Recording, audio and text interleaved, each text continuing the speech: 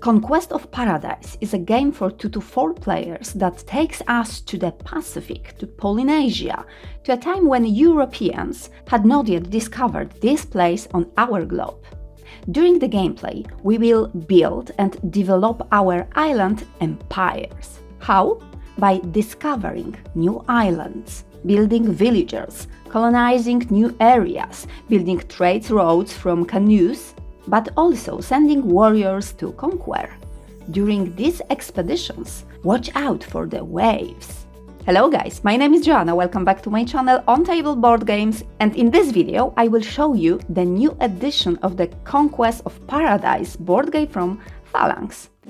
The game map is a part of Pacific Ocean, although the waters of the Pacific Ocean to calm are not. The map is divided into areas. Unknown areas are those with a spiral symbol. They can be discovered during the game. Areas without the icon, this is the open ocean, and here exploration will not be carried out. But you can move through them to reach the spaces further away. We also have independent island groups and atolls. Some of them are printed on the map with their villages, white dots, and defense symbols considered during battles. These spaces cannot be explored too. The independence group of islands are controlled by a common enemy of all players, so players can send their bands of warriors here to conquer these areas. Each player has their own tokens like canoes, warriors token, or colonies. Those with a black stripe in a background indicates that they are battle versions. Island group tiles are lush tropical paradises whose possession will allow the player to build villagers and achieve the wealth and power needed to win this board game. The wild dots on the tiles indicate how many villagers can be built on such an island group. Areas with 3 small dots are atolls. Although villagers cannot be built or controlled on them, each atoll located in the chain of transport canoes connected to a player's home island group is worth half victory point. In preparation for the game, place your home island group tile with 2 villagers of your color on it. Then place 2 face-down bands of warriors of your color and 1 unfed land marker. And this is your starting area. Each turn of this board game consists of the following steps, playing in the following order. First, turn order step. 2. Exploration step. 3. Movement and battle step. 4. Construction step. And 5. Victory step. So how to win this board game? The game ends during the first victory step, in which a player declares that he has at least 28 victory points in a 2-player game, 25 victory points in a 3-player game, or 22 victory points in a 4-player game. So after that, all players reveal all their art and culture cards and tally up their victory points. Turn order step. The player occupying the last place on the victory point track receives the turn order marker and decide the direction of the turn and who will start it.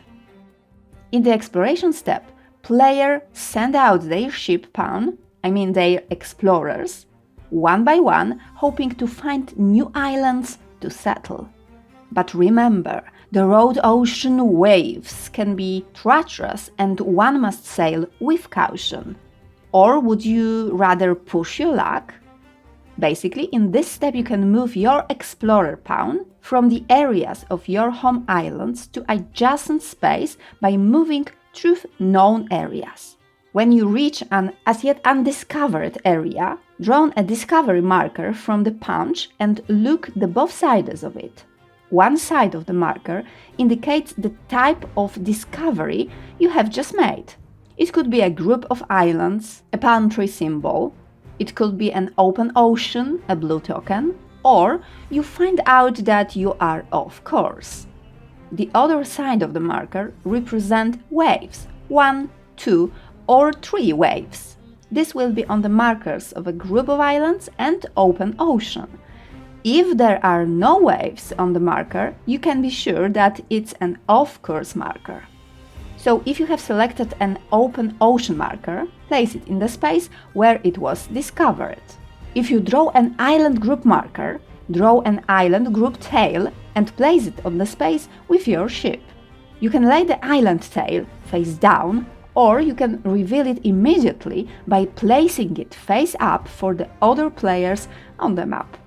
Next, place one of your Discover Island markers on the island. And always place the Discovery marker on the tile with the wave side up. After you have Explore step, you must check the total number of discovered waves on your Discovery markers to find out how many waves you have accumulated this turn. And now, if you have 4 waves or less, you may explore another adjacent space, or you may choose to return to your home island group. If you have 5 waves, your explorer must turn back. But if you have 6 or more waves, your explorer is lost. His marker returned to your resources. The movement phase and consideration of possible battles consists of 3 phases. First, transit. I mean moving your pawn within your empire and along the chain of transporting canoe. Then you can perform movement. I mean sending your canoes outside the borders of your island empire, and finally battles on the spaces, occupying by your units and units of another player. So when it comes to movement, transport and battle canoes, and in this case both uncovered and covered, can move 1 or 2 spaces. After movement, you can uncover a previously covered canoe, for example, to make it from a transport chain. Transport canoes cannot affect areas of villages of other players or with enemy units.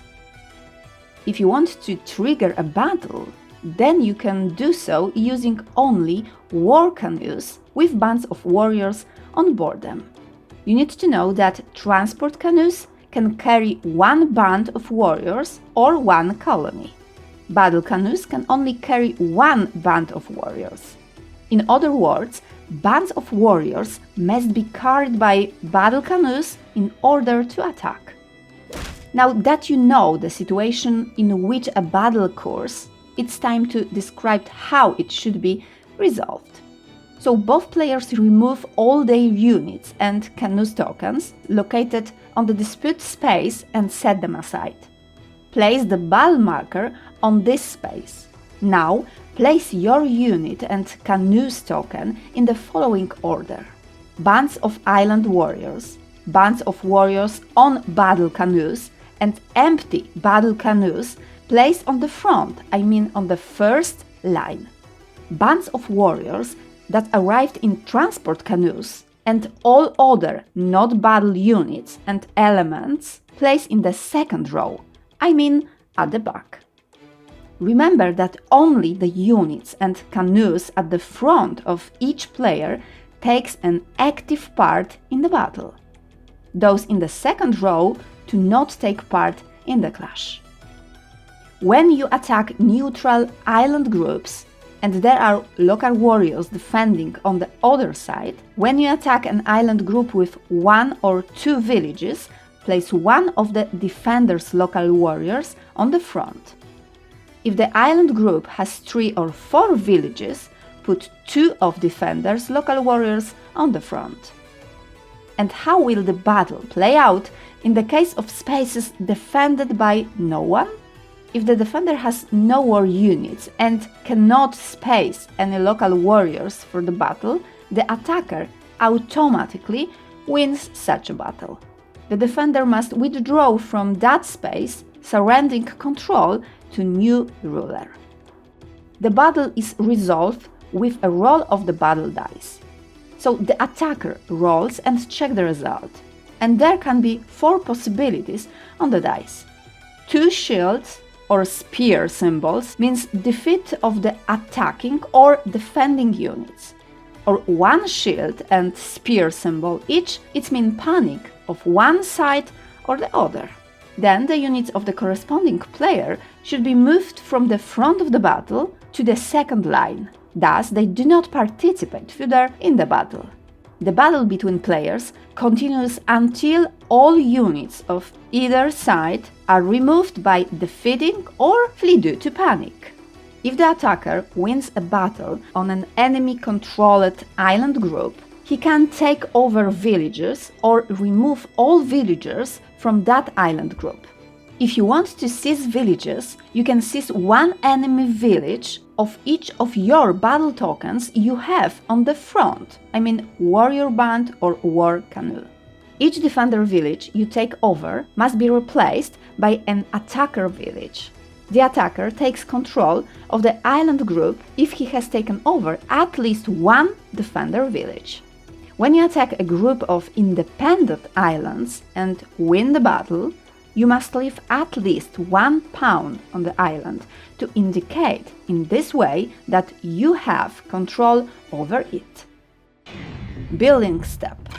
In this board game, the number of villagers you have is very important at the 4th point of the turn, the building step.